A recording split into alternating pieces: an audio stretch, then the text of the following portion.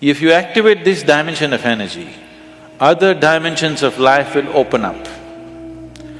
One thing is, are you ready for those dimensions? Kundalini Yoga in its essence is the most dangerous form of yoga. I'm saying dangerous because it's the most potent also. If you have to jump into an abyss, you should be insane or you should have enormous trust in somebody.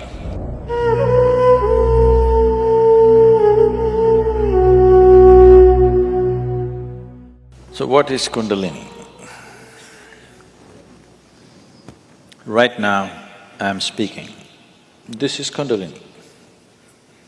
You are alert and listening. If you are alert and listening, that is Kundalini.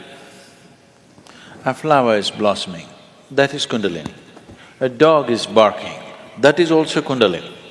Or in other words, the fundamental life force in the existence, we call it Kundalini. Now, within the system, within the human system, if you look at this as a kind of a life package, it's a piece of life. This piece of life is packed in a certain way with layers of this energy. One dimension of energy comes alive immediately because that is necessary for your survival process. The other dimensions of energy will not come alive unless you do something about it. Unless you're aware of it and activate it in a certain way, they do not come into existence, they remain dormant. The dormant energy is way bigger than the energy that is in use right now. To take care of your survival process, to live a physical life completely, to live a complete physical and intellectual life, you need to activate only about 21 of your chakras. Out of this 114, if about 21 of them are on, you will live a complete life. You will not feel any inadequacy. You will live a complete physical life. There'll be no problem with your life. You will think you're a great success, but you're only 21.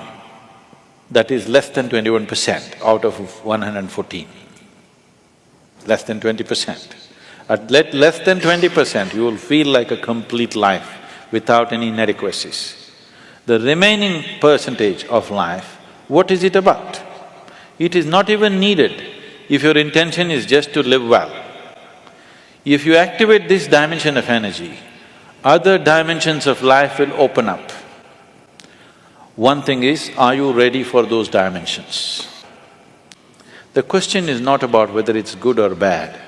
The question is just about, are you ready for it? Because even if the best things in life come to your life, when you are not ready for it, it will not be a good thing for you. In your experience, it will not be a good thing if something came to you when you're not ready for it, isn't it so? Even if it's the greatest thing, it may be the greatest thing, but it came to you when you are not ready for it, then it is not a good thing, isn't it? So are you ready for it is the first question. If you're ready for it, what can we do for it? What can we do to activate? There are various ways of doing this, many ways, but the Kundalini Yoga, are people familiar with Kundalini Yoga, practicing or… okay. Kundalini Yoga, I'm not making a comment about anybody, okay? Kundalini Yoga in its essence is the most dangerous form of yoga. I'm saying dangerous because it's the most potent also. What is most potent is always the most dangerous, if improperly handled. There are various kinds of energy in the world right now.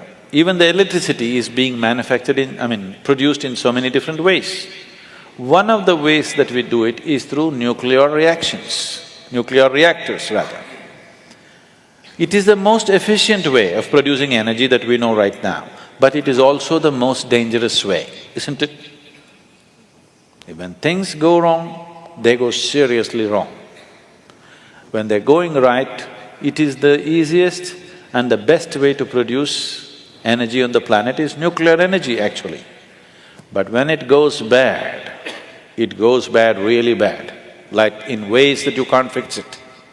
So similarly with Kundalini Yoga, it is the most potent and it is the most dangerous. Without the necessary preparation and guidance, without expert guidance, constant guidance and observation, nobody should ever attempt it. But the problem is, books have been written about it and everybody wants to do the highest yoga. Nobody wants to start with A, everybody wants to start the alphabet with Z. This attitude itself is dangerous. What can be a life-transforming force can become a life-destructive force simply because without the necessary commitment and dedication and focus and understanding, it is being handled.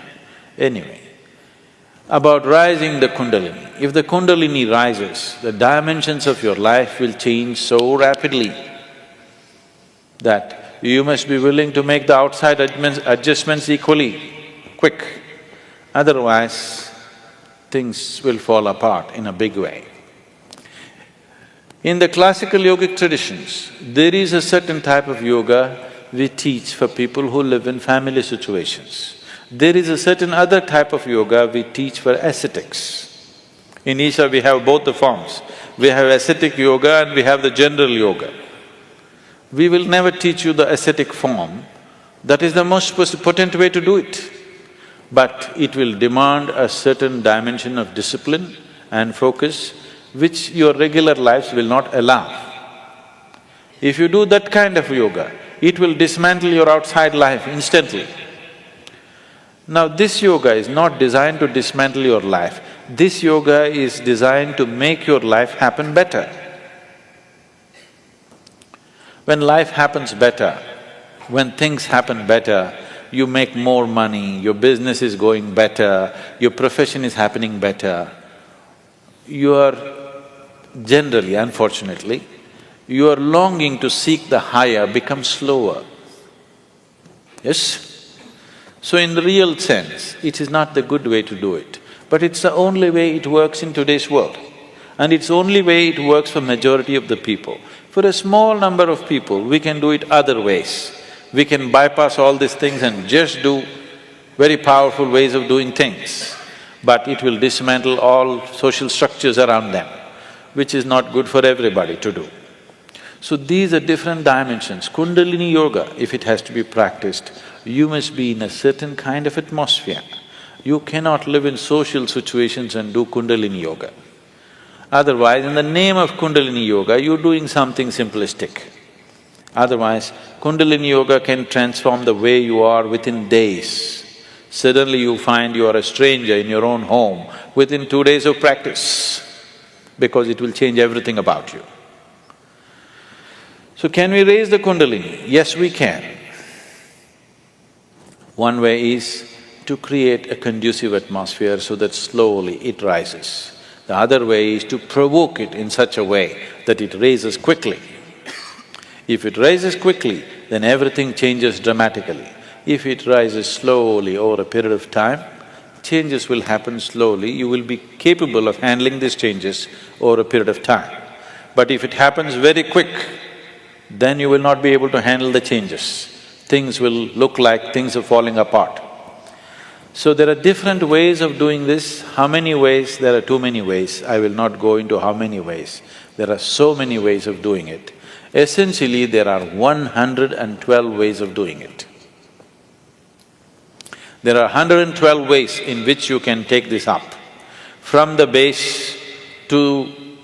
for this you have to know the structure, otherwise it'll become very elaborate. Out of these 114 chakras, there are 7 which we recognize as 7 dimensions. Out of this, 6 are within the body, 1 just outside the physical body. So if you employ these 112 methods, you will handle the 6th chakras. The 7th one you cannot handle. There are 112 ways in which you can attain to a chakra which we refer to as Agna. But from Agna to Sahasrara, there is no way. There is no way to do it. you just have to jump into an abyss. If you have to jump into an abyss, you should be insane, or you should have enormous trust in somebody. Somebody says jump, and you are jumping because you have such a deep trust in somebody that when he says jump, it has to be good for you. You simply jump into a bottomless pit. So, the journey from the Mooladhara to Ajna, there are 112 ways to get there. But from there to there is no way. It is just one jump that can happen in trust, in devotion or in madness. Choice is yours.